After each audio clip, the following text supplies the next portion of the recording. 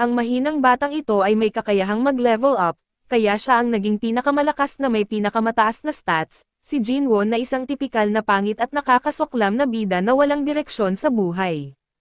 Umalis ang kanyang ama para bumili ng gatas at ang kanyang ina ay nasa coma. Iniwan siya bilang isang walang silbi at dukhang lalaki na kailangang pakainin ang kanyang nakababatang kapatid, gamit ang kanyang kakayahan bilang isang A-rank na hunter. At sa pagpapatuloy ng ating recap, binisita ni Jinwoo ang kanyang ina sa ospital at umupo sa tabi niya habang pinag-isipan niya ang recipe sa paggawa na ipinakita sa kanya ng sistema, at ito ang elixir ng buhay. Ayon sa paglalarawan, kaya nitong gamutin ang lahat ng sakit at baka sa pamamagitan nito, maaari niyang muling ibalik ang kanyang ina mula sa mahabang pagkawala sa sarili dahil sa coma. Kinakailangan ng elixir ang tatlong magkaibang bagay, ngunit wala siyang kahit isa rito kaya hindi niya ito magagawa sa ngayon, gayunpaman ay alam niya kung saan niya mahahanap ang mga bagay na ito, subalit ang pagpasok sa pintuang iyon sa kasalukuyan niyang antas ay katumbas ng pagpapakamatay.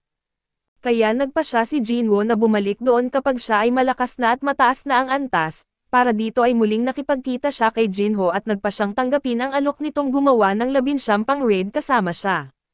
Labis ang kasiyahan ni Jinho ngayon na pumayag si Jinwoo na tumulong, gayunpaman ay may mga kondisyon siya at si Jinho lang ang papasok sa mga dungeons at wala ng iba.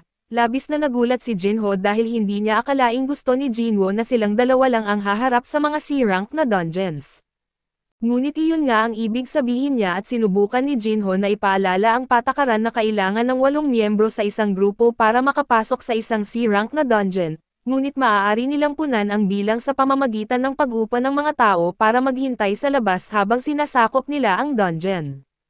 Bagaman tila mapanganib, kung silang dalawa lang ay masisiguro nila ang kanilang kaligtasan sa lahat ng 19 na raid sa dungeon. Ang pagkakaroon ng record na walang namatay sa lahat ng raid sa dungeon ay tiyak na magiging isang tagumpay na maaaring pahalagahan ng kanyang ama. Kaya wala nang pagpipilian si Jinho kundi pumayag, tumayo siya at sinabi kay Jinwoo na siya na ang bahala sa plano ng mga raid at sa pagtitipon ng mga kasamahan, mamaya ay makikita natin si Hunter Chan na nag-e-ensayo sa kanyang personal na track field habang ang cameraman ay nagpapakita ng kanyang galing. Nang handa na siyang magpahinga, umupo siya at tinawagan ang taong nagtatago para lumabas at ang lalaki na naka-business suit ay lumabas, sinabing nais niyang makipag-usap sa kanya kaso naabala siya sa panonood sa kanya. Pagkatapos, inabot niya ang kanyang business card bilang kinatawan para sa isang guild at lumipat tayo kay Jinho na nagkakaroon ng biyahe sa kotse kasama ang kanyang ama, habang ang dalawa ay nakaupo sa isang hindi komportableng katahimikan. Ang ama ang unang nagsalita at sinasabing mula nang lumitaw ang unang gate sa mundong ito, umikot na ang mundo sa paggalugad ng dungeons at lahat mula sa ekonomiya hanggang sa politika at mga teorya ng sabuatan ay nakaugnay dito, pati na rin ang produksyon ng enerhiya ay lumilipat na sa mahika o minahan sa dungeon. Kaya kailangan ng kanyang kumpanya na makahanap ng paraan para makakuha ng mga mahahalagang kristal ng enerhiya, at kasama dito ang pagkakaroon ng kanilang sariling mga hunter at ang pinakamakapangyarihang guild sa kasalukuyan ay ang Hunters Guild, White Tiger Guild, Fiend Guild, Fang Guild at Knights Guild. Bilang 5 pangunahing makapangyarihang guild sa Korea, hawak nila ang monopolyo sa lahat ng mapagkukunan mula sa mga dungeons at di niya kayang basta na lang manood habang nagpapatuloy ang monopolyo, lalo na't napupunta ang mga mapagkukunan sa mga taong nagmamalasakit lamang sa kanilang sarili at habang siya, na malaki ang naiambag sa pag-unlad ng bansa ay maaaring gamitin ito para sa mas mabubuting layunin. Ito ang dahilan kung bakit nais niyang magsimula ng isang guild. Nakikinig si Jinho sa talumpati ng kanyang ama at sumasang-ayon sa kanyang sinabi, ngunit sa kanyang loob, nagtataka siya kung mayroon siyang kakayahan na pamahalaan ang isang ranggong guild gamit ang kanyang mga kakayahan. Sa parke, inaalagaan ni Jinho ang kanyang pang-araw-araw na mga training quests, ngunit hindi na siya nagbibilang ng higit sa 100 at kaya ang huling bonus quest ay maaaring isang beses lang na pagkakataon. Nakakadismaya ito dahil umaasa siyang makakakuha siya ng isa pang espesyal na loot box bilang gantimpala sa paggawa ng quest na iyon, subalit kahit na regular loot box reward lang ito ay maaari pa rin siyang makakuha ng magandang bagay mula rito, tulad ng isang instance dungeon key. Pinili niya ang random loot box at umaasa na makakuha ng magandang bagay subalit pagkatapos mawala ang ilaw, ang nakuha niya lang ay isang bingo card at tinanggap niya ang kanyang masamang kapalaran at nagsimulang maglakad pauwi. Habang naglalakad, naiisip niya kung paano ang 3 agility points na nakukuha niya sa umagang training ay hindi na sapat para sa antas ng paglago na gusto niya. Gusto niyang makipaglaban sa ilang mga halimaw ngunit sa ngayon, mukhang wala siyang magagawa hanggang sa ma-set-up ni Jinwoo ang kanyang mga dungeon raids. Naiisip niya ang mga centipedes mula sa penalty zone at maaaring ito ay magandang mapagkukunan ng experience, ngunit hindi siya sigurado kung kaya niya itong talunin sa kanyang kasalukuyang lakas. Walang garantiya na papayagan siya ng sistema na makakuha ulit ng karanasan mula sa isang bagay na itinuturing na parusa. Biglang nakatanggap si Jinwoo ng notification sa kanyang telepono mula sa Hunters Association. Nagfo-form sila ng strike force para sa isang drunkard dungeon na kamakailan lang lumitaw, kaya hinihiling ang kanyang partisipasyon. Hindi siya masyadong nasabik sa ideya dahil ang pagkakaroon ng strike force ay nangangahulugan na hindi siya makakalaban sa buong kapasidad dahil hindi siya magiging mag-isa, gayunpaman ay mas pipiliin niya ang makipaglaban kaysa sa wala namang gagawin. Samantala sa isang dojo, nakikita natin ang 2 swordsman na nagpapahinga pagkatapos ng isang practice session at isang pamilyar na mukha ang lumitaw. Pinupuri ng kanyang estudyante ang kanyang galing sa espada subalit nais niyang sana ay nakapag-practice siya noong mayroon pa siyang 2 braso, dahil mahalaga ang mga braso sa paggamit ng espada. Maaaring nawala sa kanya ang malaking bahagi ng kanyang kakayahang lumaban dahil sa pagkawala ng kanyang braso, ngunit ilang buwan na ang nakalipas mula noon kaya nakapag-move on na siya. Nakatanggap siya ng parehong alerto tungkol sa task force at tinanong siya ng kanyang estudyante kung hindi ba siya magre-retiro sa pagiging hunter pagkatapos ng ganoong pinsala. Naiisip niya ang mga pangyayari ng araw na iyon at kung paano siya nakaligtas salamat sa pagtigil ni Jinwoo para tumulong. Hanggat siya ay nabubuhay, nais niyang gumawa ng isang bagay na makakatulong sa lipunan at nakikita natin ang isa pang survivor mula sa Double Dungeon at kasalukuyan siyang naglalaro kasama ang kanyang anak na babae. Nang sabihin niya sa kanyang asawa na siya ay tinatawagan para sa isa pang dungeon raid team. Tinanong siya ng kanyang asawa kung hindi ba siya maaaring magretiro sa pagiging hunter at maghanap ng ibang trabaho. Ayos lang sa kanya kahit na mag-flip siya ng burgers, gusto lang niyang umuwi ang kanyang asawa ng nabubuhay at hindi nahahati sa 2 tulad ng ibang lalaki. Alam niya ang mga panganib na kaakibat ng trabaho ng higit kanino. Subalit sa parehong oras ay mayroon siyang batang anak na babae na kailangang alagaan at hindi magbabayad sa sarili para sa kanyang pagkolehiyo, kaya kailangan niyang kumita ng magandang pera sa ilang paraan. Karaniwan ay hindi ipinapadala ng Hunter Association ang mga hunter sa mga dungeon na posibleng makasakit sa kanila, ang huli ay isang freak accident lang, kaya dapat ay ayos lang siya.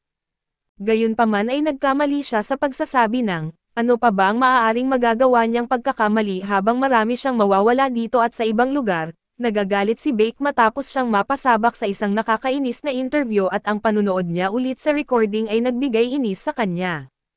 Bagamat ang alok para sa interview ay sinasabing para sa isang matino at talentado na hunter, at ang isa pang tao ay masyadong kaduda-duda para ito ay itukoy sa kanya at dito ay may isa pang dahilan kung bakit siya pinapatawag para bumalik dito. At ito ay may kinalaman sa plano ng Eugen Company na pag-aari ng ama ni Jino na magtatag ng sarili nilang guild. Alam na ni Bake ang lahat tungkol dito dahil sinubukan na nilang mangakit ng ilan sa kanilang mga hunter, ngunit alam niya na hindi lamang iyon ang dahilan kung bakit siya pinapapunta dito, kaya't muli niyang tinanong upang malaman ang tunay na dahilan ng kanyang pagpapatawag. Ngayon ay lumipat tayo kay Gia.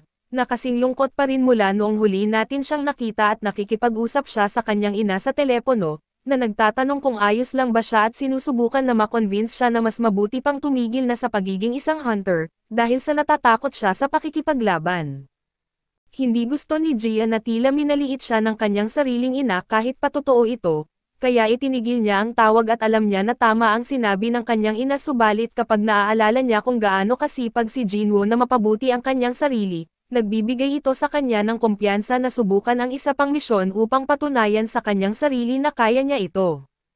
Nagkataon naman na natanggap niya ang alerto mula sa association tungkol sa strike force sa dungeon pagkatapos lamang nito, nakita natin si Chagi na lumalapit kay Top of Choi nang makita niyang galit na umaalis si Vic sa opisina. Pumasok siya at nakipag-usap kay Choi tungkol sa alok na natanggap niya habang nagte-training siya kanina. nais ng Eugen Group na kunin siya para sa guild na nais nilang itatag bilang leader ng guild, at bagamat tiyak na isang magandang deal ito, ang katotohanang iniuulat niya ito kay Choi sa lahat ay nangangahulugang tinanggihan niya ang alok ng buo. Nakahinga ng maluwag si Choi na nanatili siyang tapat sa kanyang guild, ngunit may iba pang katanungan si Chahin na nais niyang itanong at nang papasok siya, nakita niyang umaalis si Vic habang mukhang masama ang loob, kaya't nais niyang malaman kung ano ang tungkol dito. Nakikita natin si Vic na kasalukuyang nasa isang bar, nilulunod ang kanyang pagkabigo sa alak habang naaalala niya ang pinag-usapan nila ni Choi at ang kanilang pag-uusap ay may kinalaman sa insidente sa Jedo Island, na nangyari ilang taon na ang nakalilipas at pagkatapos ng ikatlong nabigong misyon upang linisin ang lahat ng mga halimaw doon, idineklara ang isla na off-limits at pinutol ang lahat ng kontak dito. Ngayon ay isinasagawa lamang nila ang panapanahong pagpapatrolya upang matiyak na nananatili ang mga halimaw sa loob ng isla, at ngayon ay nakalimutan na ng lahat ang tungkol dito, ngunit hindi nakalimutan ni Choi. Plano niyang sakupin ang islang iyon sa malapit na hinaharap, at para magawa iyon ay kailangan niya ang kooperasyon ng lahat ng pangunahing manlalaro upang magtulungan sila at makuha ang suporta ng publiko. Iniisip ang panukala. Tiyak na mayroong hindi natapos na negosyo si Vic sa islang iyon na nais niyang asikasuhin at sa ibang lugar, makikita natin ang isa pang lalaki na may hindi natapos na negosyo na nag-hire pa ng isang assassin para patayin ang isang tao para sa kanya. Kinabukasan ay dumating na ang oras para sa strike force ng dungeon na magtipon, at si Jinmo ay malapit nang umalis para makipagkita sa kanila at lumabas siya para makita siya at nagkomento na bihira na siyang masaktan ngayon, kahit na dati siyang kilala bilang pinakamahina. Ngunit inisip niya na ito ay dahil sa lahat ng ehersisyo na ginagawa niya kamakailan, umalis siya at nakita rin natin si Song sa kanyang daan doon, ipinaliwanag niya na kahit na siya ay isang bihasang swordsman kaso ang kanyang awakening ay walang ginawa para sa kanyang pisikal na kakayahan, malamang walang silbi ang kanyang swordsmanship laban sa mga magical beasts. Habang patuloy siyang naglalakad, nakita niya si Jinwoo at tinawag siya dahil matagal na silang hindi nagkita at di siya makapaniwala sa malaking pagbabago kay Jinwoo mula nang huli silang magkita. Naibalik pa niya ang kanyang binti sa hindi malaman na paraan, kaya iniisip niya na marahil ay may mataas na antas na healer na tumulong sa kanya at sa kabilang banda, nawala ang kanyang kamay dahil sa hindi ito mabilis na nagamot. Gayunpaman ay masaya siyang makita si Jinwoo doon, pareho silang ipinatawag upang tumulong sa paghawak ng D-rank dungeon, gayon din ang iba pang nakaligtas mula sa double dungeon. Masaya si Jia na makita si Jinwoo, ngunit parehong masyadong nagilty si Kim at si Kang para tumingin ng diretso sa kanya at may katuturan ito dahil iniwan nila si Jinwoo na mamatay doon, at binyantaan pa ni Kim si Song gamit ang espada kaya't marahil ay nahihiya siya sa kanyang sarili. Sa kabilang banda, nasabik si Jia na makapag-usap kay Jinwoo pagkatapos ng mahabang panahon kaso habang sila ay magkaka-catch up, may van na huminto at tatlong lalaki ang bumaba na nakasuot ng orange jumpers at may kadena sa kanilang mga kamay. Ito ay alinman sa isang fashion statement o talagang nagpasya ang association na magandang ideya na magdala ng mga kriminal sa raid sa dungeon, nagsimula na silang magdulot ng problema sa pamamagitan ng panggugulo kay Jia, ngunit mabilis na pinahinto ito ng kanilang handler. Ipinaliwanag sa kanila ang sitwasyon habang sila ay ininform tungkol sa patakaran na naisip ng association. Ang mga kriminal ay nais na bawasan ang kanilang mga sentensya kaya pumayag silang lumahok sa mga raid sa dungeon, kasama ang isang handler na si Kang at para panatilihin silang nasa ayos at halos parang The Suicide Squad, maliban na ang bomba sa kasong ito ay si Kang. Halatang hindi komportable ang iba sa prospect na magtiwala sa mga kriminal para sa kanilang mga buhay, ngunit si Kang ay isang B-rank hunter kaya tiniyak sa kanila ng kinatawan na kung may mangyari man, kayang-kaya niyang alisin ang tatlo sa kanila. May masama na pakiramdam si Jinwoo tungkol dito, kaya hiniling niya kay Jia na umupo muna sa isang ito para hindi siya masaktan at gayunpaman, determinado siyang bumalik ang kanyang kumpiyansa bilang isang hunter, kaya gusto pa rin niyang pumasok sa kabila ng babala niya. Pinalaya ang mga kriminal para makalaban sila ng epektibo, ngunit malinaw na sinabi niya na mamamatay sila kung susubok silang gumawa ng kalokohan. Lumapit si Hee-don kay Jinwoo at kay Song at nagtanong kung sino ang manguna sa misyon ngayon. Humiling si Song na siya ang ilagay sa charge at humingi ng paumanhin sa kanyang pagkabigo bilang kapitan noong huli silang nagtrabaho ng magkasama. Sinisi niya ang sarili sa 7 tao na namatay noon, Ngunit salamat sa mabilis na pag-iisip ni Jinwoo ay hindi bababa sa 6 ang nakaligtas, kaya lubos siyang nagpapasalamat sa kanya. Pumasok silang lahat sa dungeon para linisin ito, kaso dito muna matatapos ang recap natin sa anime na ito. Salamat sa inyong panonood hanggang sa muli.